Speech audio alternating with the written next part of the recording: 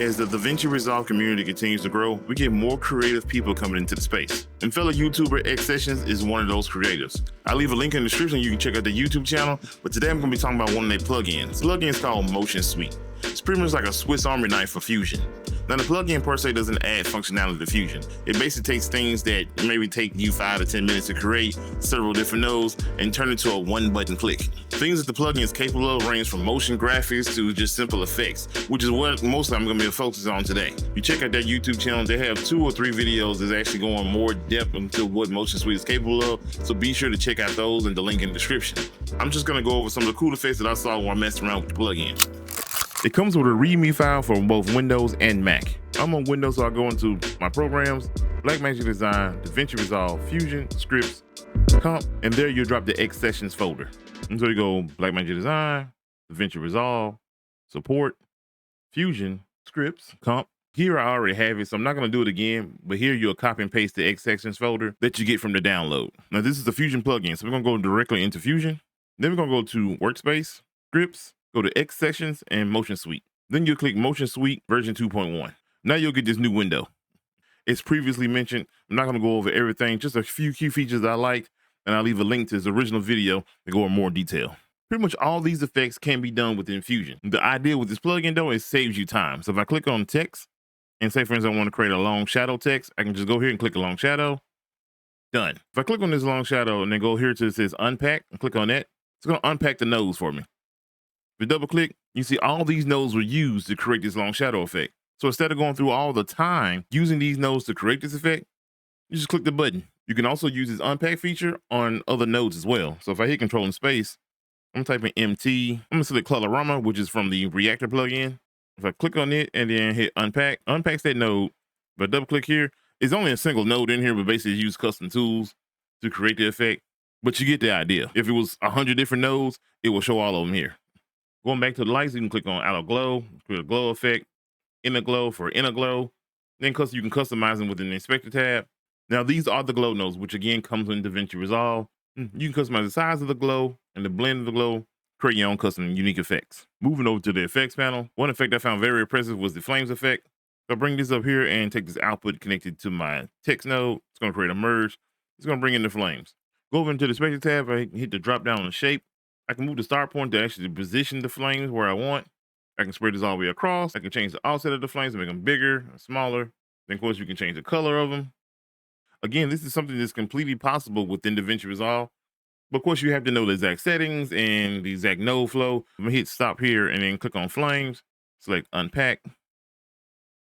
And you can see all the nodes that were used to create this effect, saving you tons of time. I've actually been trying to create a flame effect, but I can never get the more realistic look that I was going for.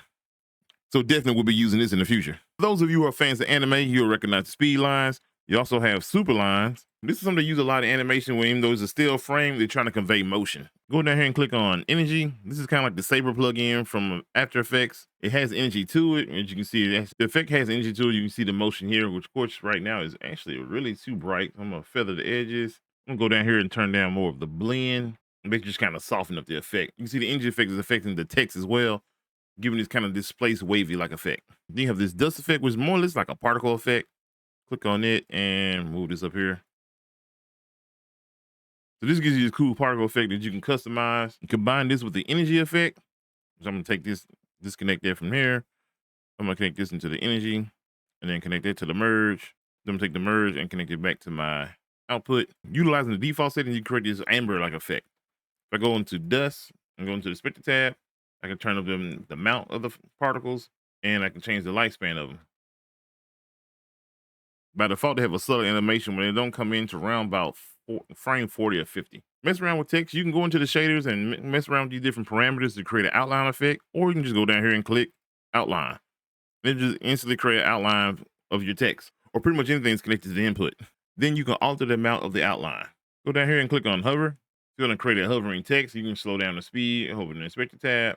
Then you uncheck the Y-axis for it to bounce around on the Y-axis. Going up here to the top, you have a bender modifier. This is going to attach this to my text. Now the bender you typically use in 3D. And when working in 3D space, you have a bender node that allows you to bend your text or different shapes. Here's a custom node, which if you go back and click unpack, You can see it's a custom node that was designed to be able to bend pretty much anything that's plugged into it. So I'm going to delete this pack here, and then I'm going to inspect the tab, select the parameter that says amount. I can turn up the amount. Then I can change the axis. So using this, I can create all type of different text or different text effects. Moving around the center basically changes the center of where the effect is taking place. Using the range control, I can change the range of the actual effect. Bender type allows you to apply different effects as well. So you just kind of mess around with the amount and the different selections to see what is what. Going up here to the top now and click on fonts. You basically just list all the fonts that you have installed on your system, which gives you a more easier view of your fonts. But you can also click on the font and select this little star. It'll add it to your favorite fonts. So instead of having to either remember the name of the font or strolling endlessly through your font list, you can add them to your favorites. And if I go here and select my text node and click on the font, it'll instantly change that font. You got default gradient patterns. One thing I like is the textures. You click on this and just scroll through them. If you click on one, it'll apply that texture to whatever is selected and go into the inspector tab. You can also customize the textures. If I click on this now and go into the inspector tab, I can shrink it down, move it around, rotate it. If I go in now and add in more text, it'll still apply that texture as well. It's a decent library of textures built in. I'm not sure if you can add more to it. If not, I'm pretty sure it might be included in a future update. Once again, links will be in the description. Make sure you go over there and show some love to a fellow DaVinci Resolve creator.